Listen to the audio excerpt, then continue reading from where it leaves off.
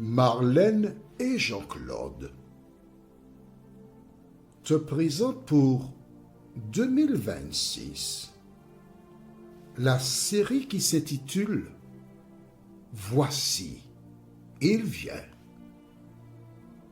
Merci pour ta fidélité et que l'Éternel continue de t'éclairer tandis que tu découvres la vérité. C'est toujours avec joie et un bonheur indescriptible que nous nous retrouvons, toi et moi, afin de découvrir la vérité. Aujourd'hui, nous laisserons le Saint-Esprit, comme d'habitude, nous diriger afin de connaître ce que l'Éternel a en réserve pour nous.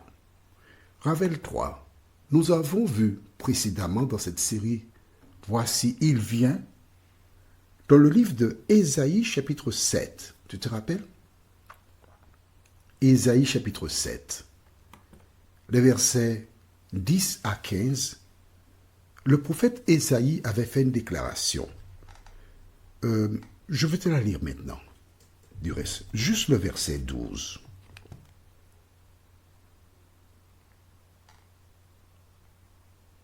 Akaz répondit, « Je ne demanderai rien. Je ne demanderai pas à l'Éternel de signe. » Mais le verset qui nous intéresse, c'est le verset 14. C'est pourquoi le Seigneur lui-même vous donnera un signe. Voici, une vierge deviendra enceinte. Elle enfantera un fils et elle lui donnera le nom d'Emmanuel. Rappelle-toi, nous avons vu précédemment que lorsque Jésus naquit, on l'appela Emmanuel, ce qui signifie Dieu avec nous.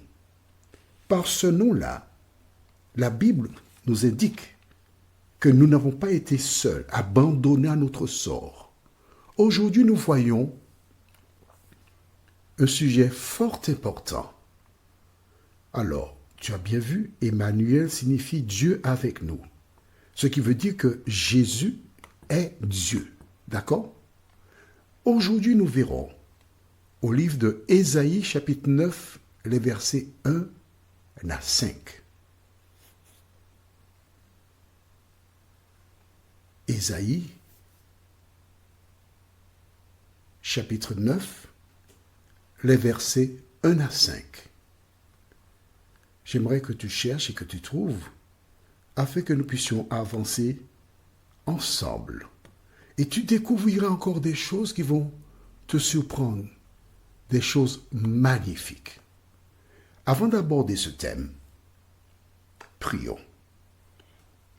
Notre Seigneur et notre Dieu, nous voici en ta présence encore aujourd'hui, et nous voulons demeurer là jusqu'à la fin de nos jours, parce que nous voulons connaître, comprendre la parole. Cet esprit, merci de continuer de nous diriger dans toute la vérité. Merci de nous fortifier et qu'au terme de ce moment passé à tes pieds, nous puissions reconnaître que tout ce que tu fais pour nous, c'est pour ta gloire et pour ton honneur. Merci de nous avoir entendus, Seigneur. Exaucés, nous t'avons prié. Au nom de Jésus, pour ta gloire éternelle. Amen.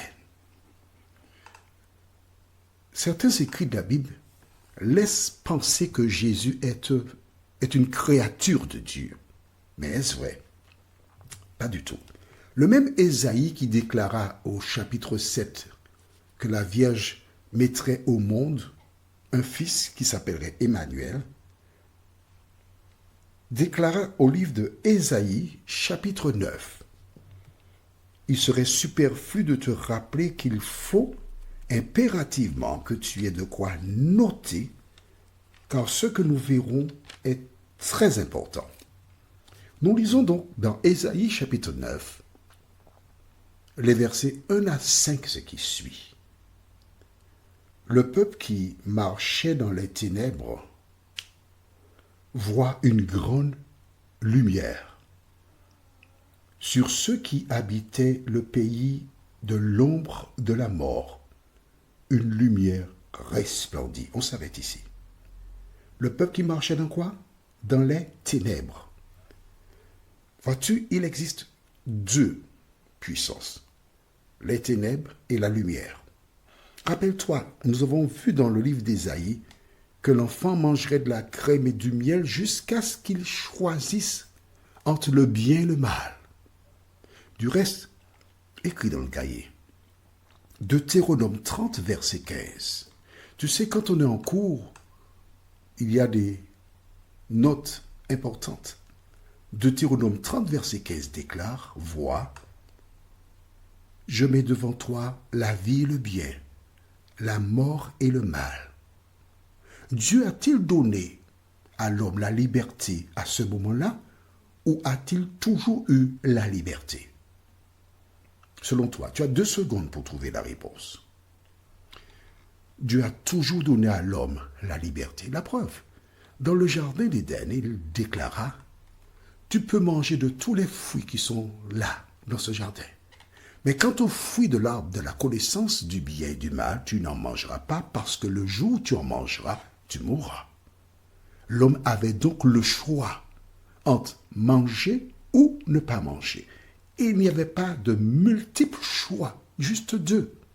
Aujourd'hui, toi et moi, nous avons un choix, soit demeurer dans les ténèbres, ou encore venir à Jésus qui est la lumière du monde. Passons maintenant au verset qui suit. Une lumière resplendit. De quelle lumière s'agit-il? Il s'agit de Jésus. Rappelle-toi. Plus tard aux disciples, dans le livre de Matthieu chapitre 5, il déclarera, vous êtes la lumière du monde. Comment devient-on la lumière du monde?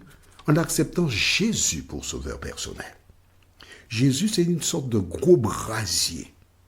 Et tu viens avec un tout petit morceau de bois que tu mets dans le brasier et tu as un peu de lumière. Et cette lumière, tu l'utilises pour allumer un brasier ailleurs. Jésus, la lumière du monde. Et nous continuons, verset 2. Tu rends le peuple nombreux. Tu lui accordes de grandes joies. Il se réjouit devant toi comme on se réjouit à la moisson, comme on pousse des cris d'allégresse au partage du butin.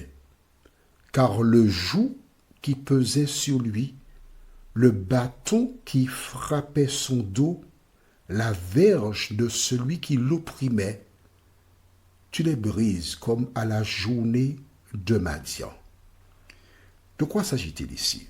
De contexte particulier, mais aussi de la vie que toi et moi nous menons sur cette terre. Les grands de ce monde, les riches, abusent, font des profits sur la tête des petits malheureux. Et beaucoup de personnes qui pensent être libres sont en fait esclaves de système. Mais l'Éternel apporte une nouvelle réjouissante à ses enfants. Verset 4. Car toute chaussure qu'on porte dans la mêlée et tout vêtement guerrier roulé dans le sang seront livrés aux flammes pour être dévorés par le feu. Et le verset qui nous intéresse, c'est le 5. Car un enfant nous est né, un fils nous est donné, et la domination reposera sur son épaule. On l'appellera admirable, A majuscule. Conseiller, C majuscule. Dieu puissant, D majuscule. Père éternel, P majuscule. Prince de la paix. Voici les différents noms de l'enfant qui est né. L'enfant, dont nous avons vu dans Matthieu 1, verset 22-23, on l'appellera Emmanuel, qui signifie quoi? Dieu avec nous. Maintenant, les personnes du temps de Matthieu savaient que cet enfant n'était pas n'importe qui. C'était Dieu qui était là. Parce qu'Ésaïe avait dit, et je relis le verset 5, car un enfant nous est né, un fils nous est donné. à la lecture de ce que nous voyons là, un fils nous est donné. Et la domination reposera sur son épaule.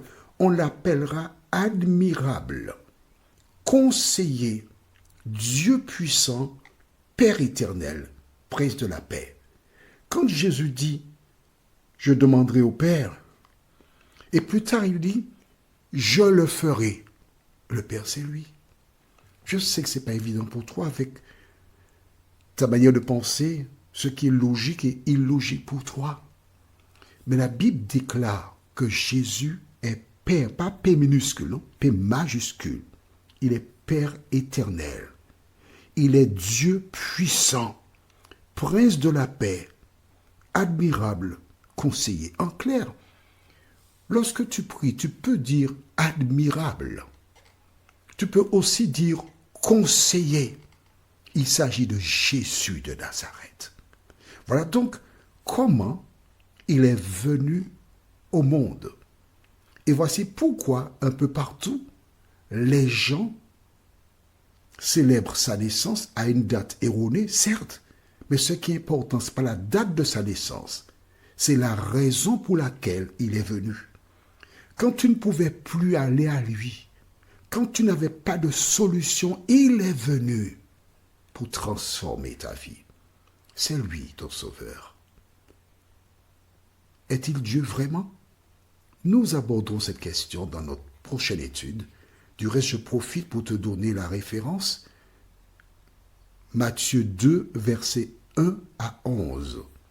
Matthieu 2, versets 1 à 11. En attendant ce moment, prions.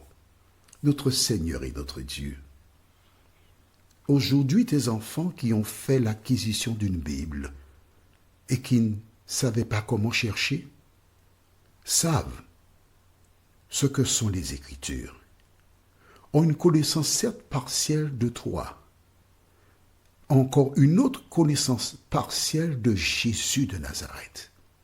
Seigneur, à travers ces études, elles voient comment lire et savent qu'il faut prendre un peu par-ci, un peu par-là pour entendre, comprendre et découvrir la vérité. Merci Seigneur de nous aider à grandir en toi encore aujourd'hui. Cette grâce, nous te la réclamons, non pas parce que nous en sommes dignes, oh non, mais c'est au nom de Jésus et pour ta gloire éternelle. Amen. Que l'Éternel continue de te bénir et il me tarde de te retrouver. Nous sommes parvenus au terme de notre réflexion. Si d'aventure tu as une question, il te suffit d'envoyer un message par le biais de WhatsApp au numéro suivant, plus 596 696 88 93 93. Et alors Jean-Claude, moi, je me ferai un réel plaisir de répondre à ta question.